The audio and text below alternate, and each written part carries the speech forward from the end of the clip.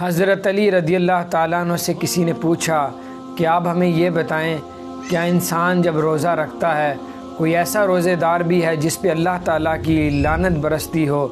تو حضرت علی رضی اللہ تعالیٰ عنہ نے فرمایا، ہاں، اس شخص کے اوپر اللہ تعالیٰ کی لعنت برستی ہے جو بندہ روزہ رکھ کے جھوٹ بولے اور بدکاری اور بے حیائی کے کام کرے اور اس کو پھیلائے، اور اس پہ اللہ تعالیٰ کی لعنت برستی ہے اور اس کے روزے کو قبول نہیں کیا جاتا، اور اس کے بھوکے پیاسے رہنے سے بھی اللہ تعالیٰ اس کا قبول نہیں کرتا۔ پھر آقا صلی اللہ علیہ وآلہ وسلم نے ارشاد فرمایا کہ جھوٹ بولنے والے پہ اللہ تعالیٰ کی لعنت برستی ہے، اللہ کی لعنت ہے، قرآن میں بھی ہے۔ تو ایک صحابی نے عرض کی، یا رسول اللہ صلی اللہ علیہ وآلہ وسلم، اللہ کی لعنت کیا چیز ہے؟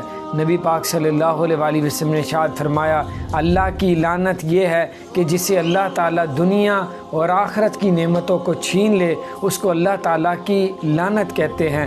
دنیا کی نعمت کیا ہے؟ اولاد ہے، کاروبار، نوکری ہے، اور جب اللہ تعالیٰ اولاد کو، جب دنیا کی نعمت کو چھینتا ہے، اولاد نافرمان ہو جاتی ہے، ہر چیز میں تنگی آ جاتی ہے، اور آخرت کی نعمت کو جب اللہ تعالیٰ چھینتا ہے تو آخرت کی نعمت کیا ہے؟ وہ جنت ہے۔ لوگوں، اگر آپ رمضان میں ان بے حیائی کے کاموں سے اور جھوٹ بولنا چھوڑ دیں گے تو رمضان گزرنے کے بعد بھی آپ کی یہ تربیت رمضان کی ہوئی آپ کو رمضان کے بعد بھی فائدہ پہنچائے گی۔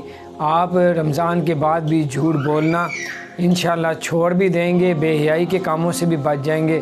یہ انسان کی تربیت ہوتی ہے رمضان میں، اور اللہ تعالیٰ آزماتا ہے کہ شیاطین کو بند کر کے پھر بھی انسان اللہ کے راستے پہ چلتا ہے یا نہیں چلتا۔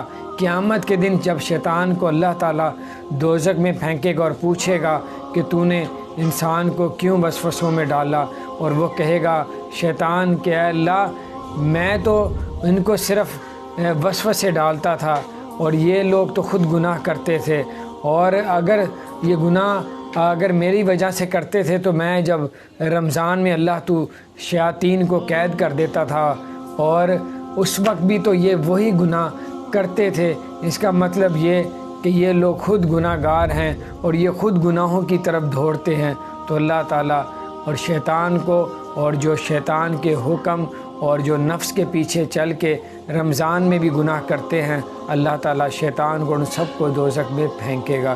تو لوگوں، آج عمل کا موقع ہے، کوئی حساب نہیں، کل قیامت کا دن ہوگا، حساب ہوگا پر عمل کرنے کا موقع نہیں ہوگا۔